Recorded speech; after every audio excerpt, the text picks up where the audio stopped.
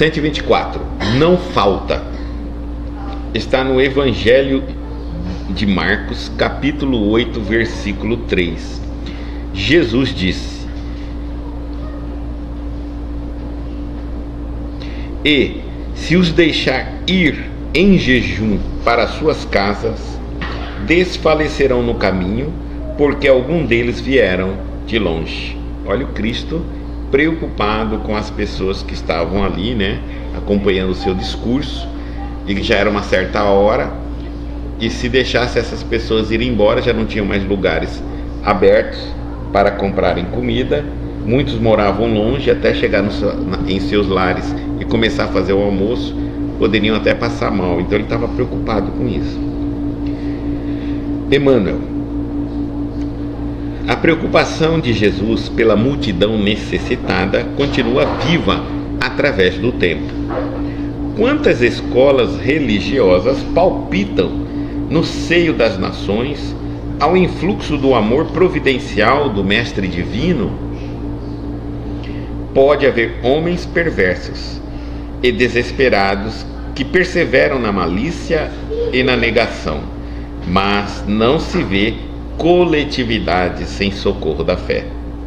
Os próprios selvagens recebem postos de assistência do Senhor, naturalmente de acordo com a rusticidade de suas interpretações primitivistas. Não falta alimento do céu às criaturas. Se alguns espíritos se dilaceram descrente da paternidade de Deus, é que se encontram incapazes ou enfermos pelas ruínas inferiores a que se entregaram. Jesus manifesta invariável preocupação em nutrir os espíritos dos tutelados através de 1000 modos diferentes, desde a taba do indígena às catedrais das grandes metrópoles. Nestes postos de socorro sublime, o homem aprende em esforço gradativo a alimentar-se espiritualmente, até trazer a igreja ao próprio lar, transportando-a ao santuário doméstico para o recinto do próprio coração. Pouca gente medita na infinita misericórdia que serve no mundo a mesa edificante das ideias religiosas. Inclina-se o mestre ao bem de todos os homens, cheio de abnegação e amor, sabe alimentar com recursos específicos o ignorante e o sábio, o indagador e o crente, o revoltado e o infeliz, mas que ninguém compreende Jesus que, de outro modo, as criaturas cairiam exaustas nos imensos despenhadeiros que marginam a senda evolutiva. Então ele mostra bem claro que Jesus nunca abandonou-nos. Então, 124, não falta. Vamos agora lendo e explicando. A preocupação de Jesus pela multidão necessitada continua viva através do tempo. Então Jesus ainda hoje se preocupa com a multidão que necessita de conhecimento, que necessita de amor, que necessita de experiência no campo espiritual. Quantas escolas, ele vai falar, quantas escolas religiosas palpitam no seio das nações ao influxo do amor providencial do Mestre Divino? Só cristãs, há uns 3 anos atrás, tinham mais de 10.000 denominações. E a cada mês surge mais uma. Então hoje já deve estar entre os seus 13.000 denominações. É muito só cristã. Aí nós temos outros avatares, e aí muitas delas a gente não cita porque eles não reconhecem o Cristo, como seu Messias. Pode haver homens perversos e desesperados que perseveram na malícia e na negação. Sim, existe bastante, mas não se vê coletividade sem o socorro da fé. Ao mesmo tempo, ele está dizendo que a gente vê muita maldade no mundo, ainda muitas pessoas que insistem em ser más. Nós não podemos dizer que existe coletividade sem socorro, sem amparo espiritual, sem amparo divino. Os próprios selvagens recebem postos de assistência do Senhor. Veja bem, naturalmente, de acordo com a rusticidade de suas interpretações primitivistas. Até o selvagem, os índios, os silvícolas que eles falam no Livro dos Espíritos, também recebem o apoio, a misericórdia, a assistência do Senhor. Lógico que dentro daquilo que eles são capazes de compreender, de lidar com aquilo. Porque o bem não violenta, só o mal violenta. Então, e aqui também demonstra que o Cristo está em todas as religiões cristãs do mundo. Eu diria em todas elas, até as que não são cristãs, mas com certeza em todas. Então não tem uma religião melhor que a outra. O Espiritismo não é uma religião melhor que a católica ou que a evangélica. A evangélica é melhor que o Espiritismo, e assim, não tem nada disso. Está em todas. Cada uma dessas religiões recebe uma dose daquilo que o seu público, seus seguidores são capazes de compreender. E como toda a humanidade, como em toda a humanidade nem todos nós estamos no mesmo grau de evolução, existem maneiras de nós compreendermos o Cristo diferente, desde aqueles bem simples, como crianças, até os mais adultos. Não falta alimento do céu às criaturas, nunca faltou. Se alguns espíritos se declaram descrentes da paternidade de Deus, é que se encontram incapazes ou enfermos pelas ruínas interiores a que se entregaram. Ou seja, se alguém diz: mas eu descreio de Deus, eu me revoltei porque não vejo essa manifestação divina, não consigo esquentar, a minha fé, manter a minha fé. Bom, ele está falando que a culpa é nossa mesmo, porque existem ruínas interiores a quais nós nos entregamos. Muitas vezes a gente se iludiu muito, muitas vezes a gente acabou cobrando ou esperando muito da religião, a ponto de confundir o que é a nossa parte e qual é a parte de Deus. E aí, nesse sentido, eu acabo ficando um pouco frustrado, sim, e aí eu me revolto.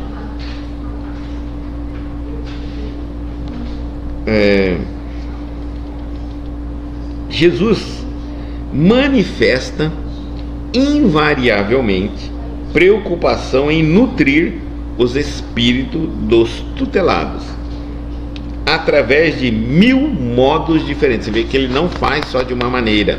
Portanto, não existe religião privilegiada. Aí ele vai mostrar assim, desde a taba do indígena, do índio, às catedrais das grandes metrópoles. O Espiritismo nunca alegou ser a religião, a única, a verdadeira religião. Nunca. Porque quando nós acreditamos profundamente no amor divino e compreendemos as diversas manifestações desse amor, percebemos que elas estão em todos os lugares onde existe veracidade no coração daqueles que se socorrem dela. Então, até mesmo um cético que não acredita em religião alguma, o Cristo estará ali com ele, desde que Deus estará ali com ele também, desde que ele sinceramente invoque de coração. Nestes postos de socorro sublime, nestes postos de socorro sublime, todas as religiões são postos de socorro sublime. O homem aprende em esforço gradativo a alimentar-se espiritualmente. Então começa as coisas na religião. Isso é muito importante. Para que serve a religião? Para atrair a multidão, né, até o local, um determinado local, uma construção, uma catedral, algum lugar onde eles vão ali aprender a se alimentar, que é para isso que serve a religião. Mas depois até trazer a igreja ao próprio lar. Olha só. Então aí depois eles vão começar agora, depois de um tempo, eu entendo o que eu busco, o que a religião me fornece, quais são os livros que eu tenho que ler, de que maneira eu tenho que refletir, eu estou aprendendo, né? Agora eu vou pegar essa igreja e vou levar para o meu lar. E aí então eu vou transportando-a do santuário doméstico, aí a terceira etapa, para o recinto do próprio coração. Então são três etapas. Eu busco a religião para estudar, para aprender a me alimentar, né? Vejo aonde eu encontro essas verdades, da qual eu vou me alimentar, a qual eu vou estudar, vou me fortalecer através dela, vou compreender. Depois eu pego isso que eu estou aprendendo, que estou me fortalecendo, que é tudo espiritual, né? E vou levar para o meu lar. Então, quando eu entendo a mensagem, eu começo a viver o cristianismo dentro da minha casa. Não fico vivendo ele só no lugar onde eu vou. Eu também o vivo. Eu às vezes tenho um encontro só por semana num determinado local, na escola religiosa, mas tenho um encontro com o Cristo todos os dias no meu lar. Depois eu vou levar isso, terceira etapa, para dentro do meu coração. Aí agora eu passo eu mesmo ser um santuário cristão. Agora o Cristo está em meu coração. Quando toda ou grande parte da humanidade já tiver isto, chegado nessa etapa, talvez não necessite mais dessas religiões de grandes encontros. Talvez não haja mais necessidade. Mas até lá a religião é ainda necessária. Pouca gente medita na infinita misericórdia que serve no mundo a mesa edificante das ideias religiosas. Olha, nós muitas vezes somos de uma determinada denominação religiosa por anos, mas poucas vezes a gente reflete com a máxima profundidade da nossa capacidade mesmo, para tentar extrair o máximo que a gente pode do conhecimento que está sendo nos dado. Isso porque é do nosso feitio, né? Da maneira como a gente acostuma a viver a vida. Não se esforçar para meditar, para analisar, para buscar, para nos ocupar com esses assuntos que são espirituais. Trazemos uma forte cultura de que estamos vivos e temos que nos preocupar com as coisas dos vivos. as coisas materiais. E que, quando eu morrer, quem sabe quando eu ficar velho, ou quando não tiver mais nada para fazer, aí eu vou me dedicar a estudar as coisas espirituais. O grande problema é que eu não chego, muitas vezes eu desencarno antes desse tempo que eu dou para começar, e acabo partindo na ignorância total para o mundo espiritual, me tornando ali um mendigo, um espírito mendigo, cheio de necessidades.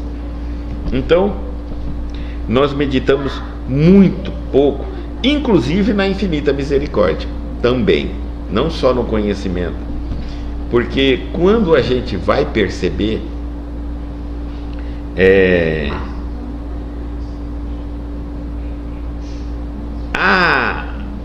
a religião nos traz paz, tranquilidade, confiança, não nos sentimos abandonados, nos traz muita força diante, às vezes, das injustiças, diante da vida, das situações que a gente tem que passar pela vida. Tudo isso é trazido pelas ideias religiosas, que são os ensinamentos do Cristo, no caso do cristianismo, mas por todas as ideias religiosas de todas as religiões do mundo. Sem essas ideias proferidas através das religiões, a humanidade não estaria mais em pé, tá? De tanta maldade que existe no mundo, de tanta injustiça, de tanta perseguição. E dependendo das religiões, no caso a gente pode falar por experiência, o Espiritismo nos explica determinadas situações, quando é possível eu ficar sabendo por que eu estou passando por aquela determinada situação ou não. Às vezes nos é permitido, às vezes não. Quando nos é permitido, é porque isso ajudaria a gente a trabalhar. A gente acreditamos que vamos nos munir desse conhecimento, desse porquê eu estou sofrendo, vou me fortalecer mais e enfrento. Quando eu não fico sabendo, é porque não mudaria nada as minhas decisões e poderia inclusive até enfraquecer, provocar dúvidas, vacilar minha fé quando eu descobrisse o porquê eu estou passando por aquilo. Continuando, inclina-se o mestre ao bem de todos os homens. Então, o mestre está sempre trabalhando para o bem de todos nós, cheio de abnegação e amor, sabe alimentar com recursos específicos.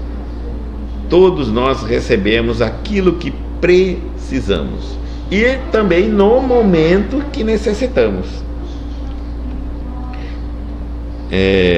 O ignorante e o sábio não estão sem a misericórdia divina, sem a infinita misericórdia. O indagador e o crente, o revoltado e o infeliz, todos estamos amparados pela infinita misericórdia. O bem e o mal. Antes que a gente pense assim, não, Deus ampara só o bom, só o bem. Ele ampara o bem e o mal, e o maldoso também, o que faz a ação.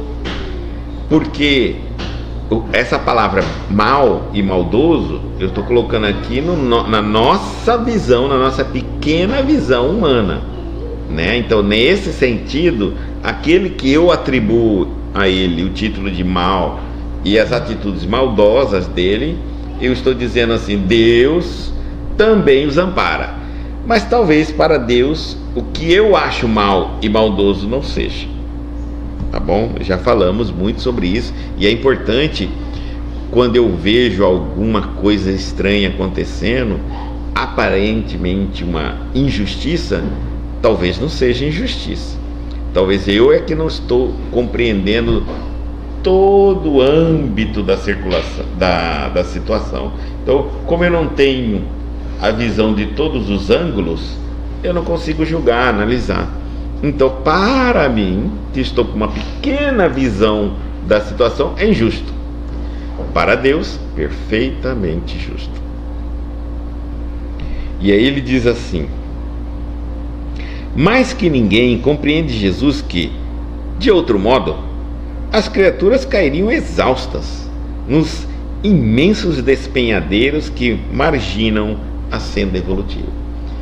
Imagina que eu vejo como a senda evolutiva é uma caminhada em torno de uma montanha. Vamos dizer assim, que o pico da montanha, lá em cima, ele seja um suposto paraíso ou um suposto céu.